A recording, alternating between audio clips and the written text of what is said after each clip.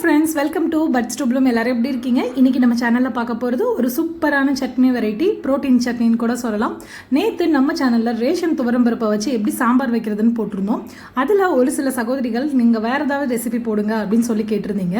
அவங்களுக்காக தான் இந்த ரெசிபி. ரேஷன் துவரம்பருப்பை வச்சு நம்ம இன்றைக்கி சட்னி செய்ய போகிறோம். இது பார்த்திங்கன்னா உடம்புக்கு ரொம்பவே நல்லது, நல்லாவே ஒரு ஈஸியான சட்னியும் கூட. உங்களுக்கு ரேஷன் பருப்பில் வேறு ஒரு ரெசிபியும் நிறையா இருக்குது, நான் அதெல்லாம் போடுறேன். ஃபஸ்ட்டு நம்ம இதை பார்த்துடலாம். இப்போ இதுக்கு ஒரு 3 ஸ்பூன் அளவுக்கு கடலெண்ணெய் சேர்த்துக்கோங்க. இப்போ இந்த எண்ணெய் லைட்டாக சூடானதுக்கப்புறம் ஒரு 2 டேபிள் ஸ்பூன் அளவுக்கு ரேஷன் துவரம்பருப்பு எடுத்திருக்கேன். அதுக்கப்புறம் ஒரு 1.5 டேபிள் ஸ்பூன் அளவுக்கு கடலைப்பருப்பு, நம்ம நார்மலாக யூஸ் பண்ணுற கடலைப்பருப்பு தான். இப்போ இது ரெண்டும் லைட்டாக பொரிஞ்சதுக்கப்புறம் தேங்காய் எடுத்துருக்கோம்.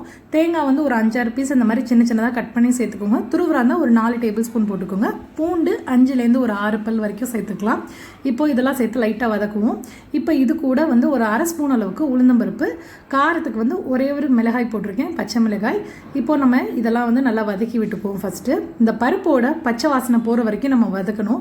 ஏன்னா பார்த்திங்கன்னா நமக்கு கடலைப்பருப்பாகட்டும், உளுந்து, நம்ம போட்டிருக்க ரேஷன் துவரம் பருப்பு, இது எல்லாமே பார்த்திங்கன்னா பச்சை வாசனை உள்ளது.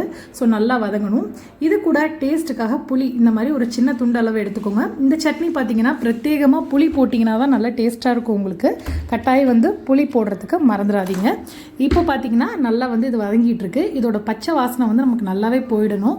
அதே மாதிரி அந்த பருப்போட கலர் கொஞ்சம் மாறி இருக்கணும், நல்லா ப்ரௌன் கலரில் வந்திருக்கணும். இது கூட வெட்டி வச்சிருக்க 2 மீடியம் சைஸ் பெரிய வெங்காயம் எடுத்திருக்கேன். நான் 2 வெங்காயம் தான் எடுத்திருக்கேன். நம்ம எடுத்த பருப்புக்கு இந்த வெங்காயம் கரெக்டாக இருக்கும். இப்போ இந்த வெங்காயத்தெல்லாம் நல்லா வதக்குவோம். வெங்காயம் கொஞ்சம் பெருசாக தான் நறுக்கியிருக்கேன். நம்ம அரைக்க போகிறனால வெங்காயம் ரொம்பலாம் வதங்க வேண்டிய அவசியம் இல்லை. இந்த எண்ணெயிலே லைட்டாக வதங்கினா தான் போதும். நமக்கு பருப்பு மட்டும் நல்லா வதங்கி இருக்கணும், அதுதான் இம்பார்ட்டன்ட். இப்போ நான் காரத்துக்கு ஒரே ஒரு மிளகாய் போட்டிருக்கனால கொஞ்சம் கலர்ஃபுல்லாக இந்த சட்னி இருக்கணுன்றதுக்காக நான் மிளகாய் தூள் சேர்த்துக்கிறேன். நீங்கள் உங்களுக்கு காஞ்ச மிளகாய் பிடிக்கும்னா நீங்கள் காஞ்ச மிளகாய் கூட சேர்த்துட்டு மிளகாய் தூள் சேர்க்காமல் இருக்கலாம். ஸோ உங்களுக்கு எது ஈஸியாக இருக்கோ நீங்கள் அதை சேர்த்துக்கோங்க. எனக்கு இந்த பச்சை மிளகாயும் அந்த மிளகாய் தூள் சேர்றப்ப ரெண்டோட காம்பினேஷனும் ரொம்ப சூப்பராக இருக்கும். நீங்கள் இப்படி ஒரு தடவை ட்ரை பண்ணி பாருங்கள்.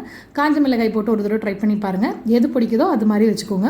இப்போ இது கூட மிளகாய் தூள் ஒரு 1/2 ஸ்பூன் அளவுக்கு சேர்த்துக்குவோம். நல்லா கலர் கொடுக்கும். இப்போ இது எல்லாத்தையும் நல்லா கிளறி விட்டுருங்க. இந்த மிளகாய் தூள் போட்டதுக்கப்புறம் எல்லாமே நல்லா பச்சை வாசனைலாம் போயிருக்கும்.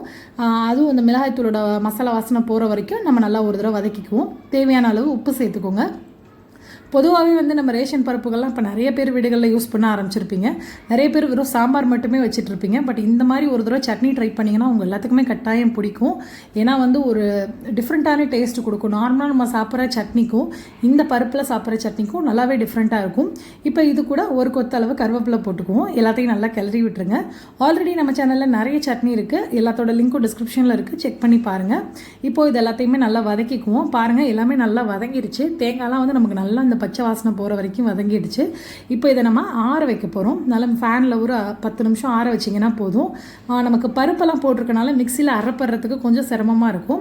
ஒன்றுமே இல்லை, பருப்பை ஃபஸ்ட்டு ஒரு தடவை தண்ணியே சேர்க்காமல் அரைச்சிருங்க. அரைச்சதுக்கப்புறம் தண்ணி ஊற்றி அரைச்சிங்கன்னா ரொம்பவே ஈஸியாக இருக்கும். நான் இதை ஃபஸ்ட்டு சும்மா அரைச்சிக்க போகிறேன். அரைச்சதுக்கப்புறம் தண்ணி ஊற்றி அதுக்கப்புறம் அரைச்சிங்கன்னா ஈஸியாக இருக்கும். இப்போ சட்னி நமக்கு ரெடி ஆகிடுச்சு. இது கூட வழக்கம் போல் நம்ம தாளித்து சேர்க்க வேண்டிய ஐட்டம் போட்டிங்கன்னா சட்னி ரெடி ஆகிடும். கடுகு, உளுந்தம்பருப்பு, காஞ்ச மிளகாய், பெருங்காயம் சேர்த்துருக்கேன், வேறு எதுவும் சேர்க்கல.